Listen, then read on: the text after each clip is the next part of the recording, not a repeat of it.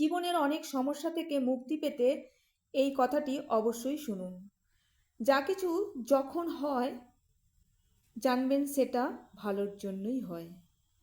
এই বাক্যটি ধ্রুব সত্য, তাই না? যখনই যা কিছু হয় তার পেছনে অবশ্যই ভালো কিছু কারণ লুকিয়ে থাকে। আপনার মনের মতো আপনার জীবনে যদি কিছু না হয় তাহলে সেটার জন্য একদমই বিচলিত হবেন না, বরং যে কোনো রকমের যা কিছু ভয়ানক পরিস্থিতি জীবনে আসুক না কেন, আপনার মধ্যে থাকা এই দুটি জিনিসকে কখনোই ত্যাগ করবেন না। প্রথমত বিশ্বাস, আর দ্বিতীয়ত ধৈর্য। তাই যে কোনো খারাপ পরিস্থিতির কারণে কখনোই ভেঙে পড়বেন না।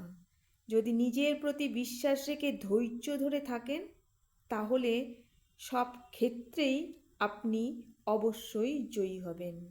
জয় কৃষ্ণ কালী মায়ের জয়, জয় সোনা মায়ের জয়, জয় মঙ্গলা মায়ের জয়।